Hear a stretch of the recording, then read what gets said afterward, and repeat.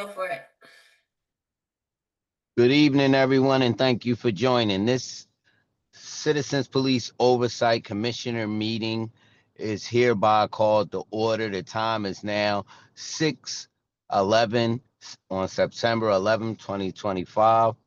I am Hassan Bennett, the Chair Commissioner of the Citizens Police Oversight Commission, and I will be facilitating this meeting.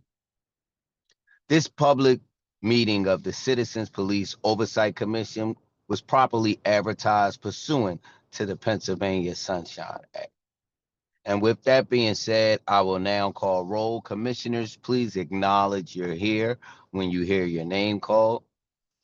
Commissioner Melanie DeBose. Melanie DeBose, good evening. I am present.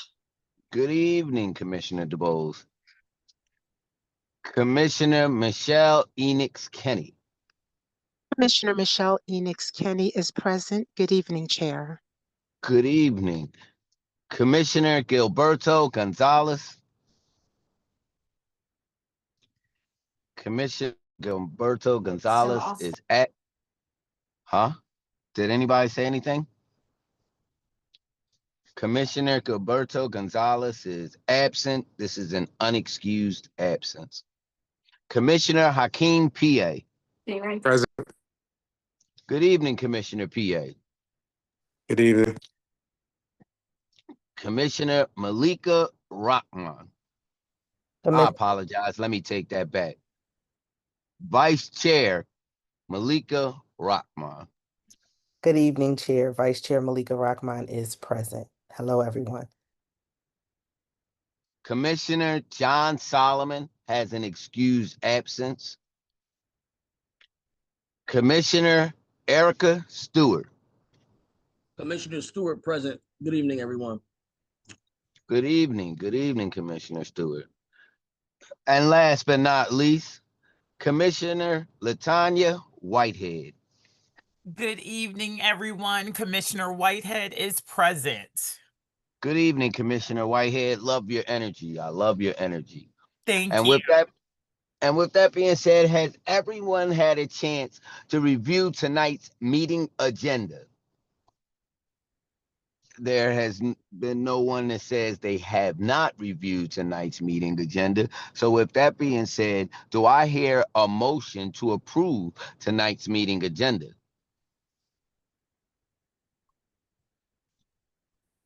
Commissioner DeBose, I move for the approval of tonight's meeting agenda. So for clarity, that is Commissioner Melanie DeBose motioning to approve tonight's meeting agenda. Does anyone second that motion? I second that motion. This is Commissioner Whitehead. Thank you, Commissioner Whitehead. And with that being said, all in favor of approving tonight's meeting agenda, say aye. Aye. Aye. All those not in favor of approving tonight's meeting agenda, say nay. And with that, the ayes have it. Tonight's meeting agenda has been approved. With that being said, I will now hand the meeting over to our amazing executive director, Tanya McClary.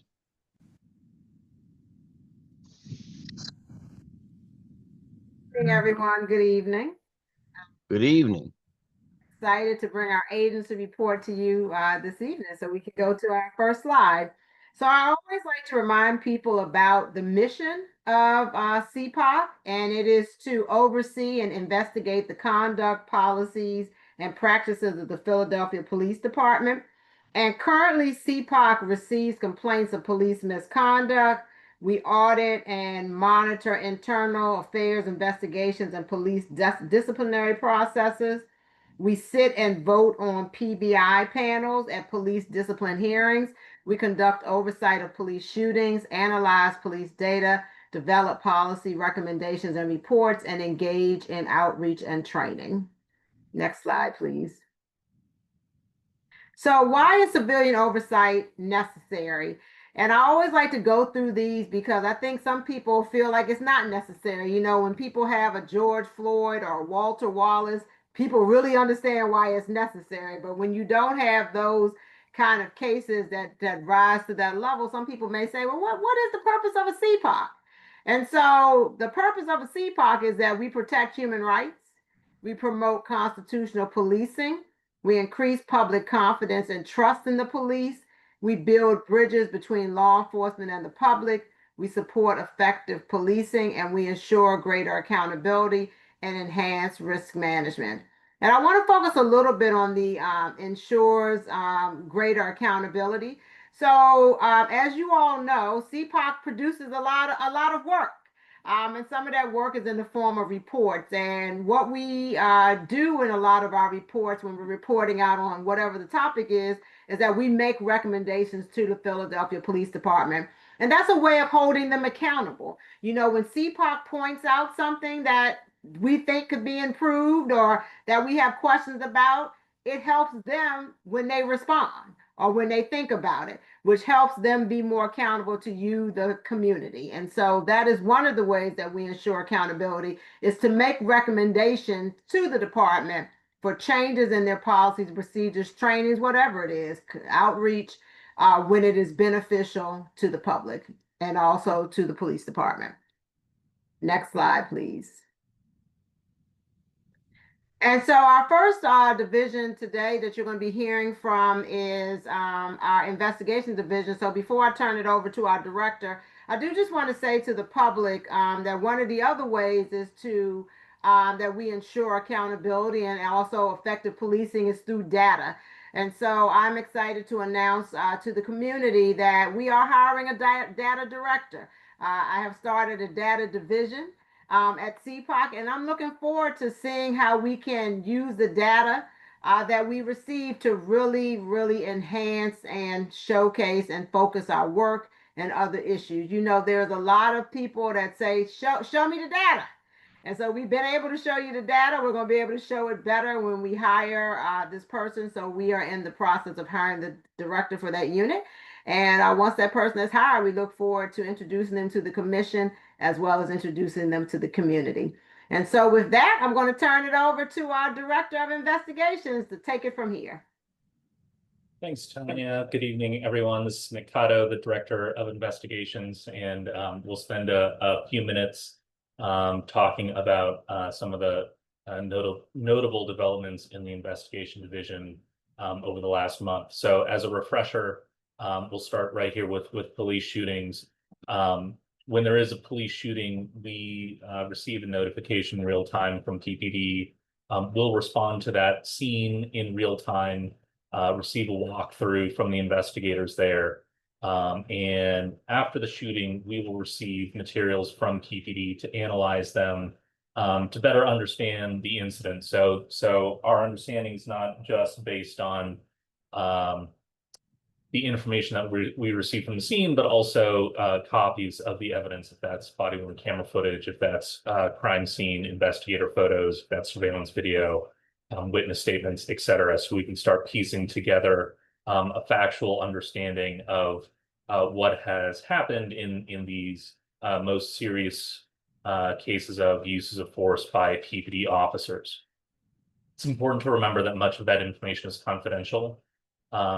Some information is released by PPD following the incident, but much of it has not.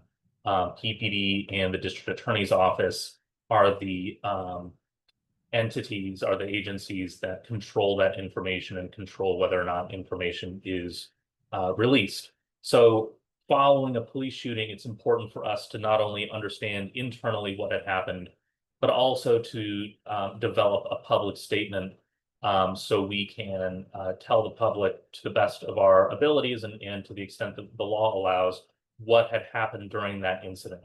And that public statement serves a couple purposes.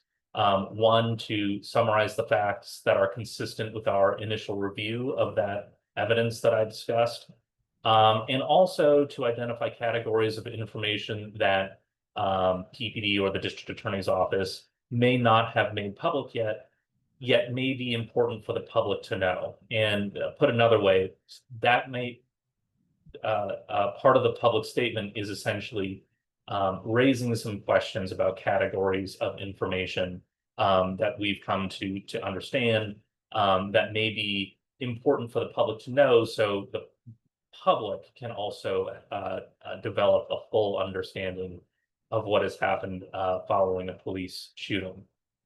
That's a bit of a lead up, to a bit of an anticlimactic lead up. Jody, if we go to the next slide, because in August, I'm happy to report that there have been no police shootings of people. We do track all the police shootings. There's a link here on this slide to the website that maintains the list and summaries of the events. But in August, we went without. So that means in 2025, we still have 7 police shootings calendar year to date. There was a question last month about where we were, where we are compared to last year. So I did some research, did a little math, and by this date last year, there were 10. So we, I don't want to sort of jinx it, but we are on a low trajectory to have fewer police shootings of people in 2025 compared to the year prior. So that's always great to report. This section normally takes up a good chunk of my presentation, so I think this will be this could be a brief section from me, but I'll pause there to see if there are any questions about police shootings.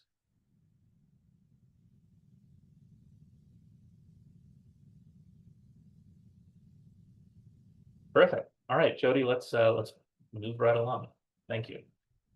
Great. So I wanted to highlight one of the extra activities that the division was able to do in August, and that was to ride along with patrol officers while they were on duty.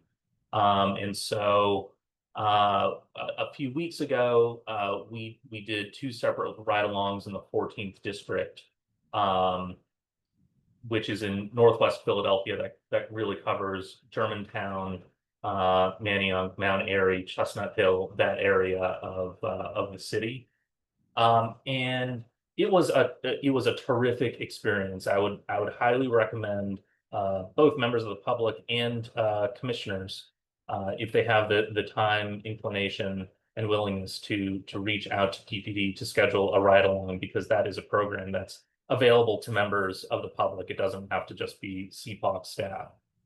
We spent several hours riding in the passenger seat of a patrol car, and there's really few things, if anything, can give you the same sort of understanding than sitting in that patrol car, seeing all the calls and responding to them in real time. We were on the 14th, which, you know, on the days that we did them were not the particularly busiest days. That being said, there was a constant queue of calls for those officers to respond to. And just seeing honestly seeing the day-to-day of responding to calls large and small, going to back up other officers on their call, and sort of understanding how the officers are policing that district was hugely instructional. So this is sort of the tip of the spear, to put it one way, that we're hoping to continue this, have other members of the staff conduct ride-alongs with officers. We are deeply interested in doing ride-alongs in other districts in the city, because, as you might imagine, you know, policing in the 14th district may look one way, where policing in the 12th district may look another way, or policing in the 25th district may look a third way. So understanding what officers in different districts face, and understanding the resident interactions with officers across the city is a great opportunity. So I wanted to both report that, and I'll also offer this as a plug to those of us here.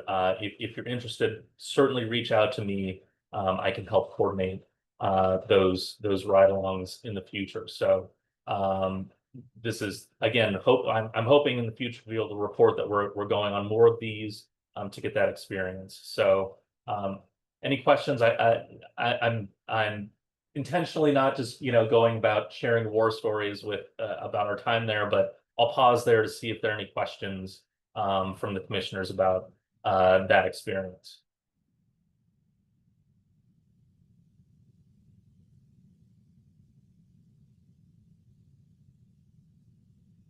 No questions, Director Cotto. As always, thank you for your diligence. Thank you for always providing us the quality of information that you do, and for continuing to ensure that we are not just informed, but that you also provide opportunities for us to stay engaged. So thank you very much. Absolutely. Yeah, please reach out. We're hoping to make another ask soon. So and hopefully develop this into an expected thing. It did take a little bit of time to get this set up for just the investigation division. So hopefully we'll be the first into this, and others will follow.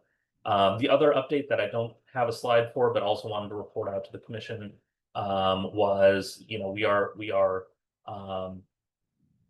near the end of the process for hiring additional staff investigators, and it will be wonderful to have that additional support to do case monitoring, to respond to police shootings, and to continue the mission, the investigative mission of the office. So we're looking forward to having those folks on board as soon as reasonably possible, given, you know, the machinations of the city. But we'll be delighted to have those folks on board soon.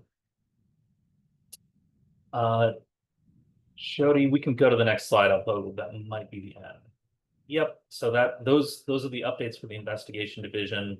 I will pass the mic back to. Looks like Tanya's off of mute, so I'll pass the mic right back to Tanya. Great. So thank you, Director Cotto. So I just wanted to let the commission know, as well as the community, as you heard Director Cotto say, you know, we have an internal training for our staff, and we're bringing in a lot of staff. And so part of this will be going on ride-alongs. I think that it's very important for the people in the office to get to see what the day is like, right, for a patrol officer in Philadelphia. And so this is part of our training series that we'll be doing for our staff. And as Director Cotto said, it's also open for the commission. So we will be circling back to you all, and he will be coordinating that for your ability. I think it's just really important that we understand what they face on the street, and that also some opportunities will be made at the academy. I think it's also important for the staff as well as the commissioners to understand how police officers are trained in the city of Philadelphia around various issues. So we look forward to bringing you more updates, and thank Director Cotto for taking the lead on that. So turning it over to Director Grimmage. All right. Thank you so much, Tanya. Listen, before we get started, I'm going to go ahead and just boost what my colleague Nick said about ride-alongs. As a staff member who has had that experience, I just want to boost it and just encourage everyone that can to go ahead and have that opportunity, and just to be thinking about you don't just have to do a ride-along during the day. The one I did was the last shift. It was 11 to 7 in the morning. And so that just gives you a different vibe of the community and of the district that you're in, because a day shift may have a different experience than a night shift, and you can do more than one. So just keep that in mind if you're thinking about how it could align with, you know, working during the day and some other things you may have going on. It might be nice to maybe do a ride along in the evening, just so you can, you know, see your own community or another one in a different light. So I am Talia Grimmage, the Director of Outreach and Constituent Services. I'm here to just talk a little bit about what my division has been up to in the past few weeks. So we are tasked with, along with other staff, you know, handling our incoming complaints, providing constituent services to city residents. People often call us, maybe not when they're having a complaint about police, but maybe they need some help navigating police services or other things. They reach out to us, and we are always happy to do some constituent services and facilitating community education and training. So we are always, you know, eager and excited to talk about what this division is working on. Next slide, please. Okay, so the last time I was with all of you, I talked a little bit about our Mandela Washington Fellow, who was with us, that I believe it was the beginning of the fellowship, and very sad to say it has come to an end. And so our fellow this year was McFarland Masatika, a police officer and public relations officer from Malawi. He was here with us. And so we were able to, just expose him to a few different things that we'll talk about in a bit. But I just wanted to just give a brief background on what the Mandela Fellowship is. It is for young African leaders. It is the flagship program of the U.S. government's Young African Leaders Initiative, always called, YALI, YALI. And so the fellowship brings over 7,200 young leaders from every country in the sub-Saharan Africa to the U.S. for academic and leadership training. It is very competitive. One of the fellows this year that was sent to Philadelphia said that she had applied 8 times and finally got in. So it is something that people really, really look forward to, and CPOC is just always excited to be a part of it and to be one of the fellowship hosts. So you can see we just have 2 photos here. The one on the right, this is all the fellows that came to Philly this year. They're there with their CPOC bags. We kind of sent them away with some CPOC swag. And then the picture on the left is just a group shot with the fellows and some of the hosts. And this was at our end of fellowship luncheon that we hosted along with the Department of Behavioral Health and Intellectual Disability Services. We, from what I understand, are the only 2 city departments that are fellowship hosts. And so every year we kind of connect and try to expose our fellows to similar experiences. And we hosted an end of fellowship luncheon just to say farewell to everyone. And some of the other hosts in Philadelphia, Penn Nursing, we have Penn Center for Innovation, and then there is the AFAHO, the African, I'm not really sure exactly what the acronym stands for, but they are a African health organization in Philly, and they always get fellows that are either doctors or have some medical training. Next slide, please. Yes, so just wanted to show a few other snapshots from McFarland's time here. You can see we have a couple with some of our commissioners that were able to join us. You see Commissioner Enix Kenny there and Commissioner Whitehead.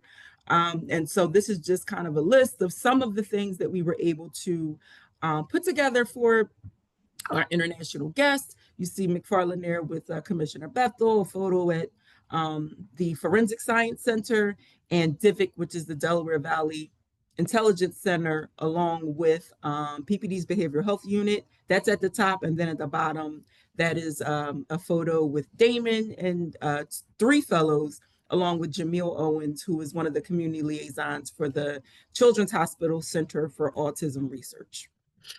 So just a couple things. I'll just, quickly just mention some on our list here. We did a tour of the medical examiner's office, a visit and discussion with the forensic science team, right along with the behavioral health unit, observation of mental health court proceedings, of course, meet and greet with the police commissioner, reality-based training at the police academy, a tour of mural arts, and a presentation on autism and law enforcement at CHOP. And all of the fellows did a Narcan training and mental health first aid. And I believe they all left with a sample of Narcan that they can, take with them, so that if they go back to their, home countries, there may be some things that they want to, organize with their own police departments or their own employers. Next slide. Okay, so what happens now that the fellowship is ended? Just to kind of keep the ball rolling, the fellows and hosts keep in touch. And so the goal is for you to continue to kind of give feedback and assist and guidance on future projects that the fellows may have when they go home. And so what we are going to do with McFarland, and commissioners, please look out for some of this information. We are organizing a meet and greet and discussion with the Malawi Civilian Oversight Committee. Malawi is the one country that we've received a fellow from that actually has civilian oversight. And their oversight committee is fully independent. They do investigations. And so we thought it would be nice if they have 9 commissioners. I don't think they're called commissioners, but they have 9 like board members. So there are some commonalities and maybe some things we can learn from one another. So we are going to be setting up a video call with them. Obviously, there's a big time difference. So please look for an email from me about that. McFarland was really interested in promoting some officer wellness, along with behavioral responses to community members who may be in crisis. So he's going to be taking some information. He took some information back to his country just to kind of talk with his superiors about how they can start to implement some more, community building with the police in the community, and how police officers are functioning when they have stress and crisis as well. And so, of course, there's always like a survey where both sides kind of share their experience. But that is exactly what happens at the end. And just in case you were wondering where our former fellows are, we have Sophie Rahara Noeli. She was a police officer from Madagascar. She ran a unit of police women that were all under 40. Sophie was accepted into the FBI Academy. And so she told us, she invited us. We went to her graduation. She didn't know many people in the US, but that's what Sophie has been up to. Gundam Mariko, he's from Namibia. He was a psychologist that works with first responders. He got married. You can see there's a photo here. He continues to provide, mental health support to police officers and EMTs and firefighters. And Sherelle Lauti, she was from Seychelles. She was our fellow last year, a police officer and the only clinical psychologist in the Seychelles. She recently began teaching psychology at the School of Advanced Level Studies in the Seychelles. So that is what our former fellows have been up to. And we look forward to next summer. Next slide.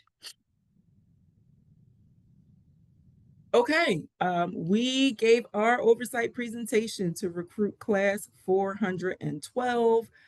There's a photo here of the entire class along with Damon, who facilitates the training, and McFarland went with him this time. And so this is pretty standard. Before the recruits graduate, we are one of their presenters. And so the Academy reaches out, gives us a date, and we spend 2 hours with them talking about oversight, the history of oversight in this city, but more importantly, just what it is, what it isn't, dispelling some myths, talking to them about why they chose careers in law enforcement, just so that the first time they meet us, they're not hearing about what CPOC is from somebody else. They are exposed to everything that we do, our divisions, and of course, all of our commissioners in the different districts you represent and some of your background. That is all a part of our presentation. And so we gave our presentation to recruit class 412. And I do want to mention that we also collect data from the recruit class on their experience. So we give them a survey where they are able to share their experience about just the Academy in general, and then also our presentation, if there are things we should do differently or things they really liked, so that we can just kind of tailor things to their needs so that we're giving them the information that they really want. And so, as Tanya said, we have a data director that's going to be coming aboard at some point. And so a lot of this information is going to probably be handled by that person so that we can report out to the community and to, the commission about just recruit experiences overall. Next slide. Okay. So I think I mentioned this before, but I'm going to say it again because I am excited. CPOC was accepted. Our outreach proposal for NACOL, they accepted it. They're excited for us to give a lecture at the 2025 conference. And they asked us if we would partner with the city of Rochester to do a joint panel. So this is really exciting. It's going to be Philly. It's going to be Rochester, New York. And so we are going to be doing a panel together. And so for our commissioners that are going to be joining us, you'll be able to see it in real time. So the Rochester Police Accountability Board and CPOC, we are going to lead a discussion. It's going to take place on day 3 of the conference from 1:30 to 3 p.m. And our panel is titled From Reckoning to Resilience, Building Trust and navigating difficult community conversations. And so the panelists are going to be, of course, Tanya McClary, myself, Dr. Leslie Myers-Small, Brianna Millen, and our moderator is going to be Brittany Wells from the Police Accountability Board. And so they're going to be sharing some things from their city and some things that they have experienced with the community, as well as CPOC. And we are really going to be empowering our oversight peers to lean into having some of these difficult community conversations that often take place. Sometimes it can be very challenging when there's an officer involved shooting, or there's something that happens and the community members are very charged or people are upset. That is not always a bad thing. Sometimes that is exactly what you need, you know, to get people excited and passionate about a topic, or sometimes just to address the trauma, harm, and pain and historical things that have happened in different communities. So how do you have these conversations responsibly, and how do you have them in a way that is beneficial to both yourself as an oversight professional and as a community member? So we're going to be talking about that. That is, of course, at the end of October, so there's some time. If any of our commissioners have opinions or thoughts or things they may want to contribute, please let us know. But we will definitely keep you abreast of our process as we prepare for this joint panel. Next slide.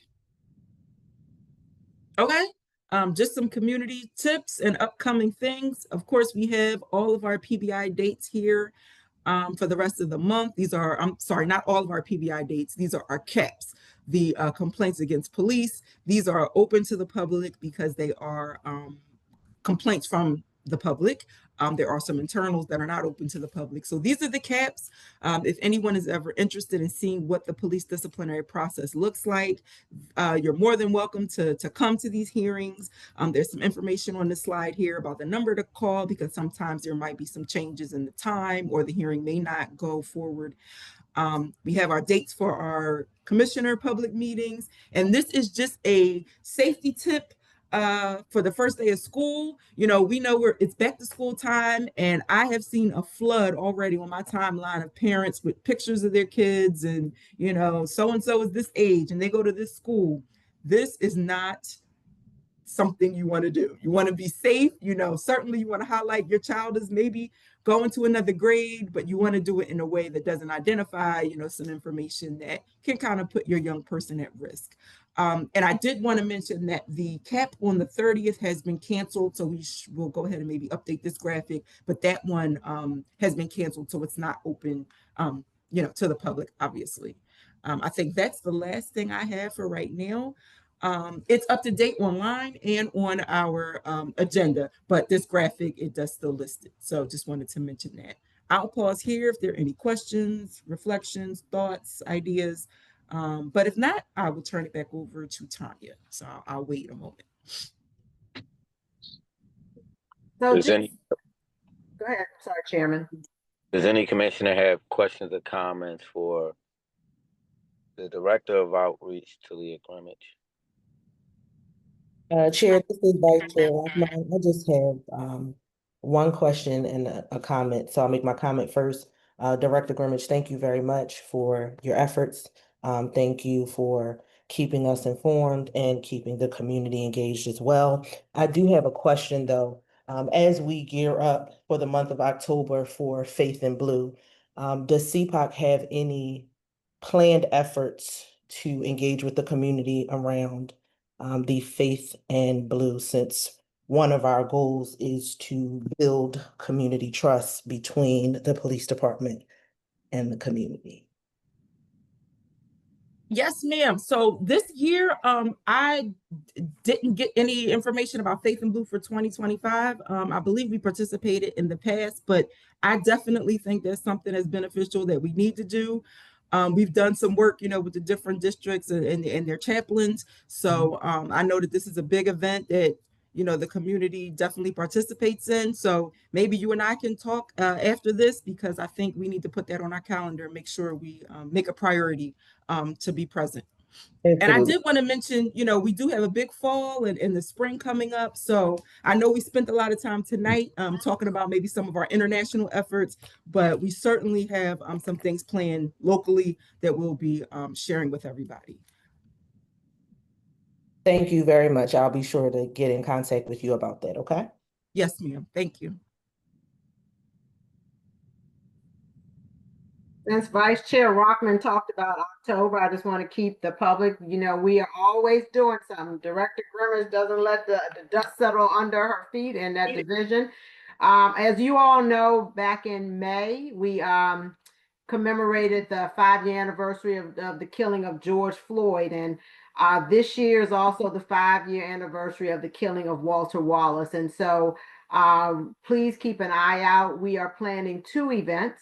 One will be held at Temple University and another one will be held in the community out in West Philly, where Mr. Wallace's life was taken. And so the office, that was a very serious time for the country because of Floyd. And then it became even more serious and more poignant for us here in Philadelphia with the killing of Walter Wallace. So wanted to just let people know to look out for that.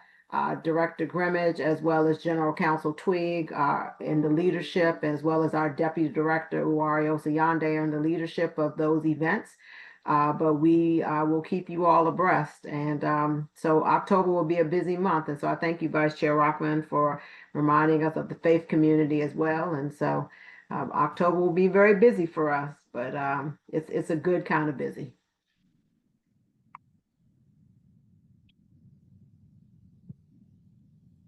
So, Chair, if there's nothing else, I'm turning it back over to you. Thank you. Thank you. I wanted to acknowledge somebody before I went into the community colloquy session. I want to acknowledge Jody, who has always been our hidden secret, making sure the slides are corrected. Thank you, Jody. I appreciate you. I also wanted to acknowledge our silent assassin. I don't think that's appropriate right now. Our silent uh our silent enforcer, Catherine Twigg, always giving us our legal advice and making corrections. For all those that do not know, Catherine puts on many hats in the Citizens Police Oversight Commission. We won't say all the hats because that's our little secret, but Catherine throws on many hats and does a lot of things behind the scene. Jody not only works on meetings and the slides, but she's pivotal in our social media interaction. So I just wanted to acknowledge both of you and say thank you to both of you. And with that being said, it's that time of the meeting. Every meeting we read the community colloquy verbatim, so there's no discrepancies from meeting to meeting. So as we do every meeting, I will be reading the community colloquy. And with that being said, here we go. Oh, I do ask you before I read the community colloquy, if you have any questions, please raise your hand right now while I'm reading the community colloquy. If you have any comments, please put your comment. If you do not wish to speak, you could also write your comment in the comment box or the chat, as they call it. So, with that being said, here we go. We welcome public comments and feedback. Please address your comments to myself, the chair. If you would like to speak, please provide your full name. We will not be unmuting anonymous participants. If you are a member of the media, please identify yourself as such. You can indicate that you would like to speak by raising your hand or sending a request to the meeting host in the chat. You may also submit public comment through the chat. You will have 3 minutes to address the commissioners. I will keep the time and notify the board when those 3 minutes have elapsed. Any documents or follow-up communications can be submitted to CPOC at phila.gov. That is CPOC, the @ PHILA period GOV. Public comments should be limited to the topics covered in this meeting.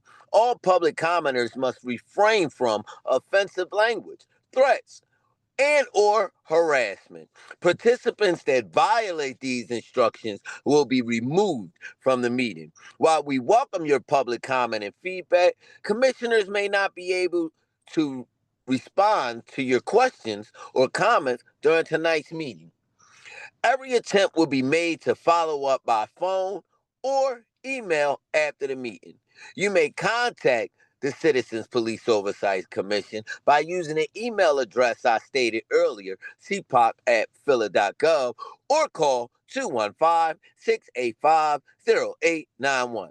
That is 215-685-0891. And with that, Jody, do we have any public commenters in the chat or a hand raised? Yeah. No. No? Oh, I'll give him a couple more seconds. Does any commissioner have anything else to say? Nothing yet. So as we begin to add to the meeting, I usually call on somebody. Well, we begin to try to call on somebody to give us just a last minute comments. This week I'll kind of be doing it differently. I kind of wrote something. Well, I didn't kind of write something. I wrote something about the progression of CPOC. Progress is never simple. It is complex and sometimes contested.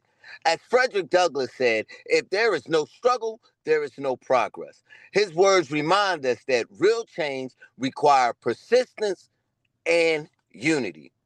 At the Citizens Police Oversight Commission, we have always approached progress with optimism and determination.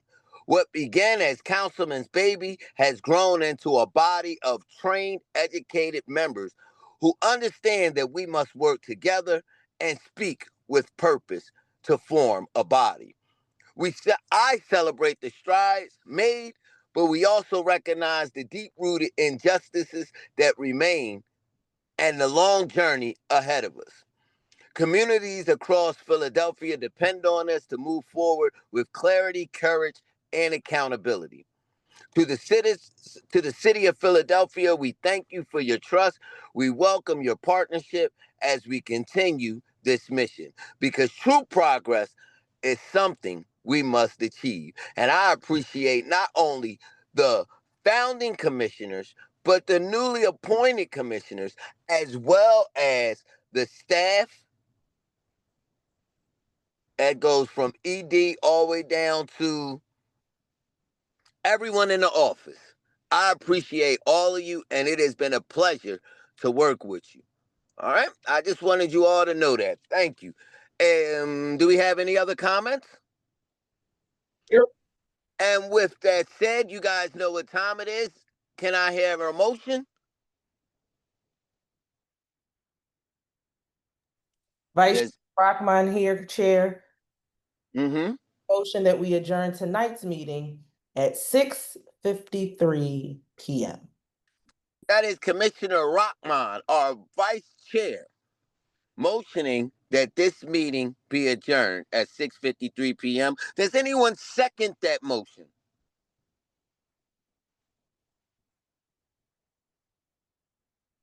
We just gonna stay here? You guys must have a comment. If no one's gonna second it, we got comments, right?